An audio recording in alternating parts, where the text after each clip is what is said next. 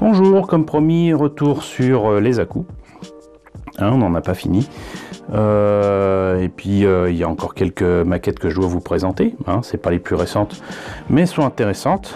Donc j'aimerais continuer sur une version améliorée du Zaku 2, à savoir le MS06R. Et c'est un Zaku qui est franchement fait pour être utilisé dans l'espace, pour être utilisé, comment dirais-je, à grande vitesse. Voilà. Il a des tuyères de partout sur les jambes. Il a d'ailleurs des jambes, comme vous voyez, un petit peu plus carrées. Il a, je ne sais pas pourquoi, mais des espèces d'entrées d'air supplémentaires sur l'épaule droite. Et il a souvent un backpack très différent du MS06 normal. Il y en a même qui servent à placer des mines dans l'espace, voilà, pour faire quelques surprises aux gens de la Fédération terrestre avec leur vaisseau. Voilà, donc comme vous voyez ici, il s'agit déjà de vous présenter ce kit, mais la version de 1996, si je me trompe pas, oui, 96. Et ensuite, je vous présenterai la version 2.0. Et vous le voyez pas là, mais il est nettement plus grand, nettement plus gros en termes de boîte en tout cas, parce que sinon c'est la même échelle, c'est au 1 centième puisque c'est du Master Grade. Donc voilà. Donc comme la dernière fois, la présentation de deux versions différentes du Zaku alors qu'il s'agit du même modèle. Et ce que je vous propose, c'est qu'on voit un petit peu ce qui se passe dans cette boîte là, en tout cas sur cette boîte là plutôt. Donc le modèle ici de 96 qui a donc cette année 23 ans se présente ainsi une fois monté et peint. Alors comme vous voyez, le backpack est quand même très différent de ce qu'on connaît habituellement. Les armes par contre sont habituelles, à savoir le machine gun, le hawk et le bazooka. Vous avez enfin quelques petits détails qui n'amènent pas grand chose, des petits comment dirais-je, des petits arceaux sur le bouclier et d'autres arceaux et détails on va dire au niveau des aisselles, voilà. Mais le kit lui-même n'était pas très cher, même pour l'époque, de 1800 yens, ça fait dans les 25 €. Ça va. D'autres images du modèle monté et peint, vraiment typique du design des années 90, un petit peu plus carré quoi. Et alors vous voyez qu'il y a les mêmes éléments des à-coups de 95-96, savoir le haut de la tête qui s'ouvre, peut-être pour bouger l'œil à volonté. Vous avez aussi le buste qui s'ouvre pour révéler l'intérieur du cockpit. Là par contre vous avez la particularité donc du MS06R 1 Zaku 2, donc les tuyères de partout avec ses jambes un petit peu plus carrées, des mains qui s'ouvrent ou qui sont fermées ou ouvertes, les fameux tuyaux,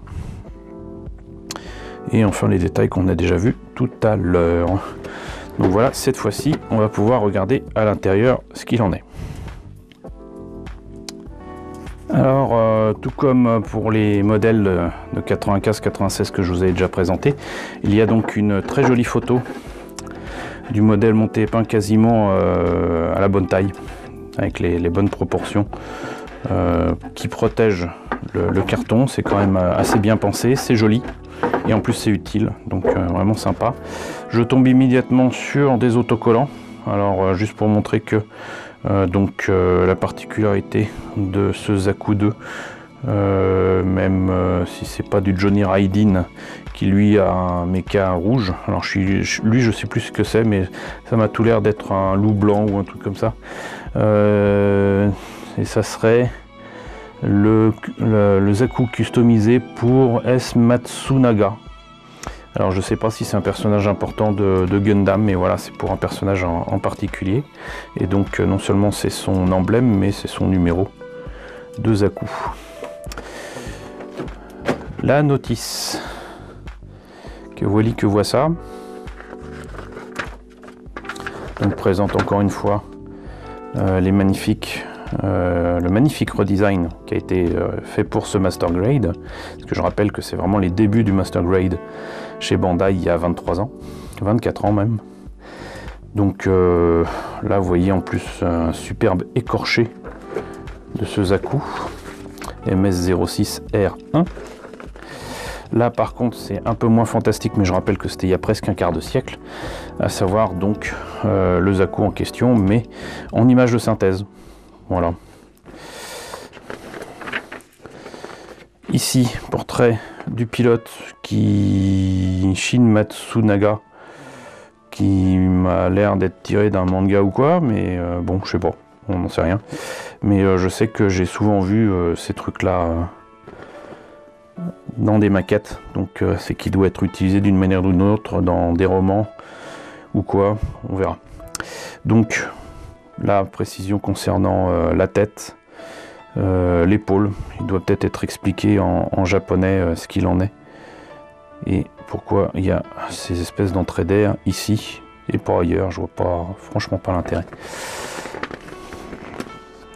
C'est un officier, donc du coup il a droit à une espèce de petite antenne sur la tête. On commence donc, vous l'aurez compris, par la tête, ensuite par le bras, l'épaule, les épaules et les mains. Ici d'autres illustrations absolument superbes du modèle monté et peint qui donne franchement envie.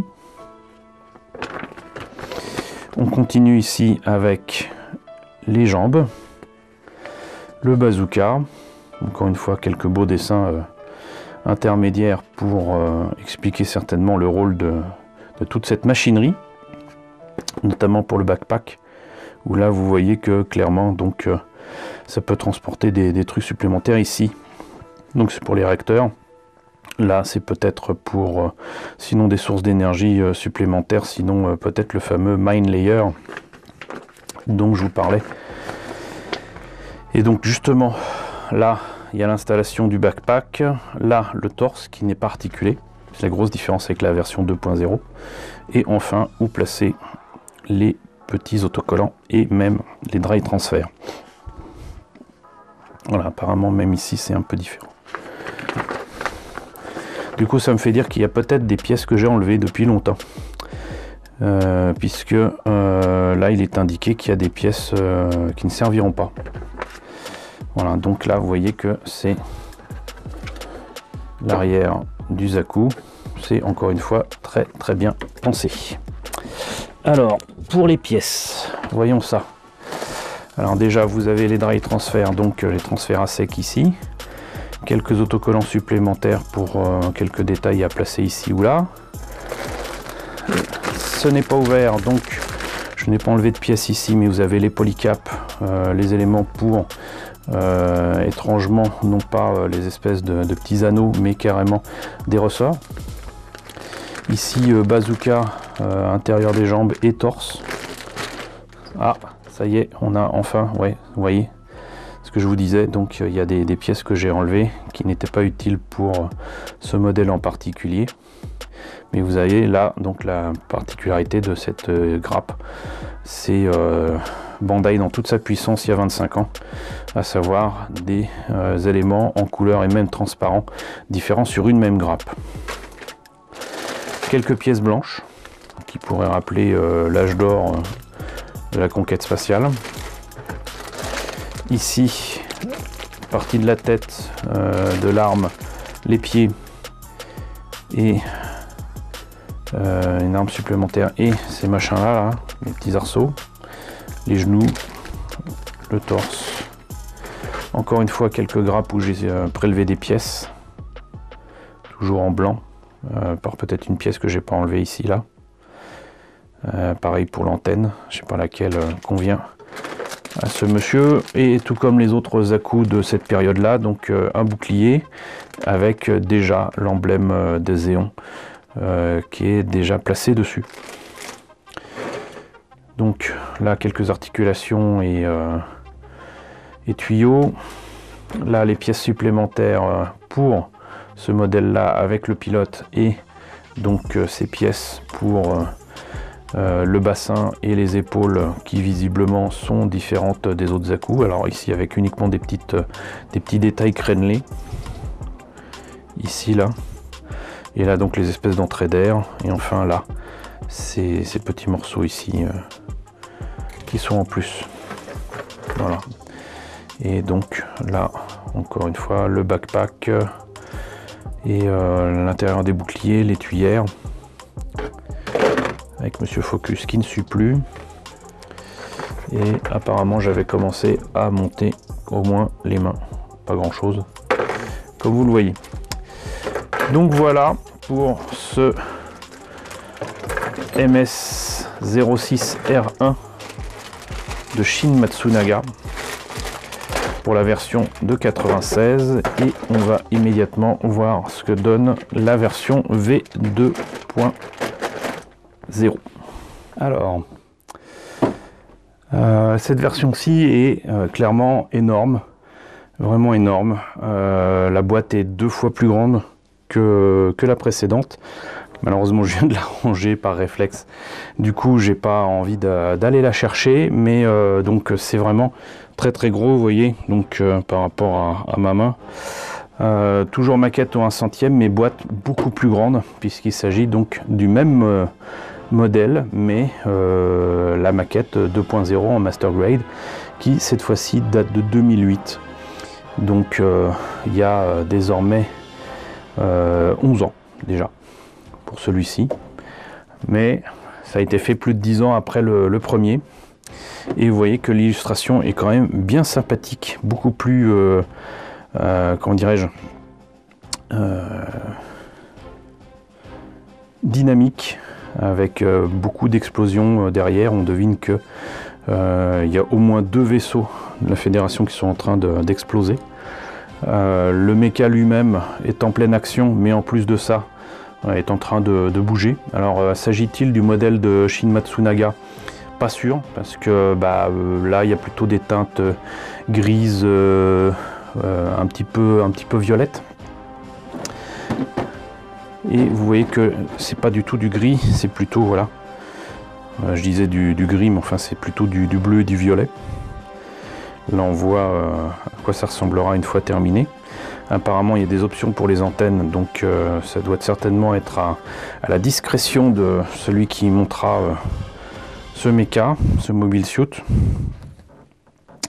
L'arrière, le backpack me semble un poil différent. Et vous voyez quand même que c'est pas les pièces qui manquent.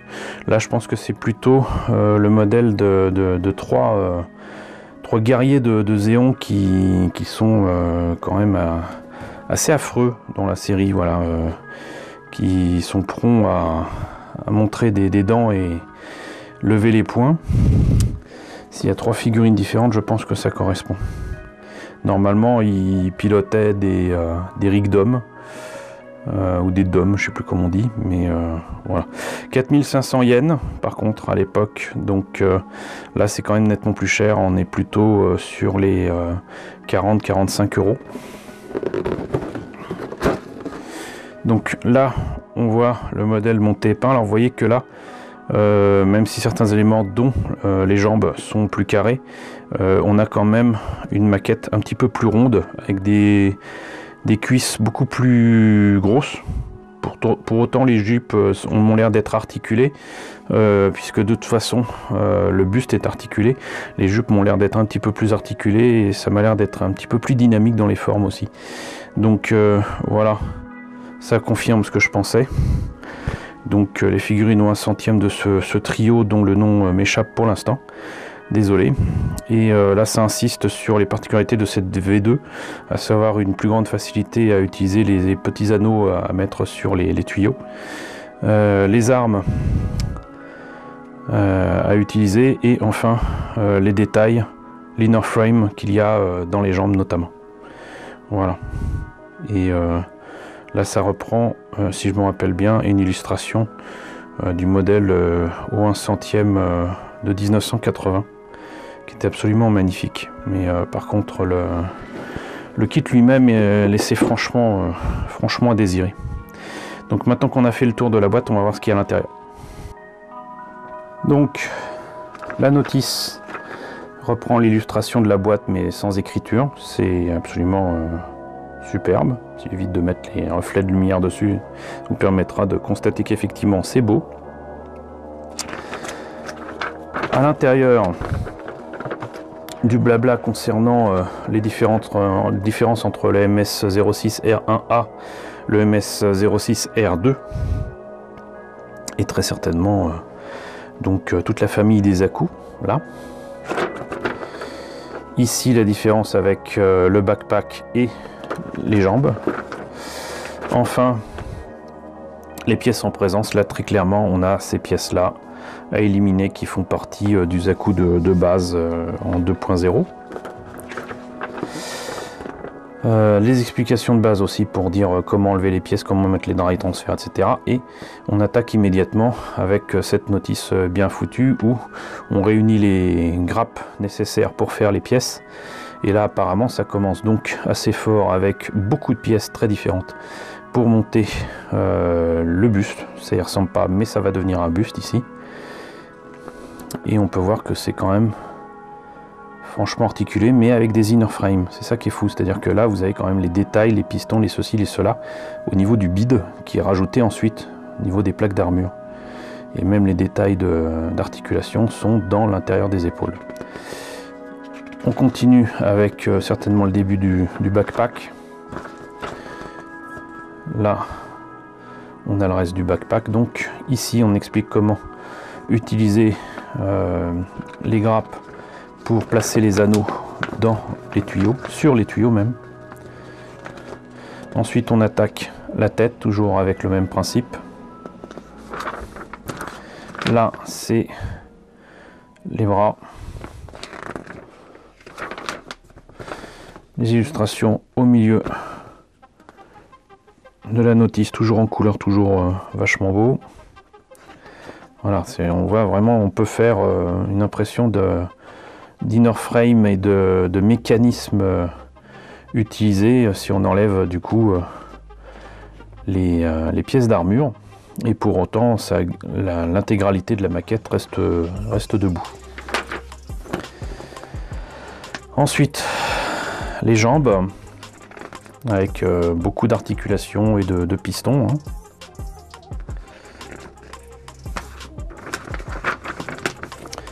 Voilà.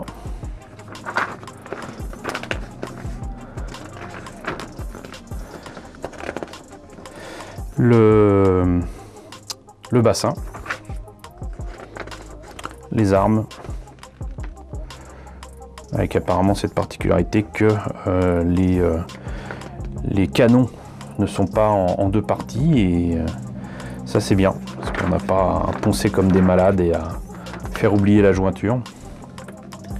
Et enfin comment placer les autocollants et les dry transferts. Toujours petite illustration, mais cette fois-ci uniquement sur la notice, pas de carton pour protéger l'intérieur de la boîte. Alors là vous voyez que effectivement donc c'est supposé être plus pratique à mettre, et ça veut dire qu'une partie de la grappe bien évidemment sera jetée, mais de toute façon c'est souvent le cas, et ça permet de placer tout ça tranquillement là-dedans, et une fois que c'est fait on coupe, et donc les anneaux sont mis, on perd pas 2 heures à les placer ou à les perdre. Ça a certainement été un reproche fait par les japonais à Bandai. Ici la grappe avec 2 versions du haut de la tête, du crâne, puisque vous avez là un petit trou pour les antennes, là il n'y en a pas, 2 antennes, le bouclier, mais cette fois-ci pas de marquage Xéon dessus, et c'est un petit peu plus large. De même là, exactement comme d'autres versions 2.0 que je vous ai certainement déjà présenté, l'épaule est en une seule pièce, donc pas besoin de coller ou de poncer, et c'est quand même un petit peu plus pontu que d'habitude, ça c'est bien aussi. Là nous avons des pièces du bassin et des jambes et même le bide, et des pièces transparentes pour la tête, avec même les viseurs et les caméras sur la tête et dans les armes. Ici des parties du backpack, des épaules et là des pieds. Ici des inner frames et des armes. Là des parties franchement violettes et blanches pour les biceps et même une partie du bassin ici. Là c'est plutôt les genoux. Là des polycaps et encore de l'inner frame avec des détails de fou. J'espère pouvoir, voilà, vous voyez. Quand même c'est assez sympa. Là donc toujours de l'inner frame, c'est pour ça que c'est aussi gros. Et toujours articulé.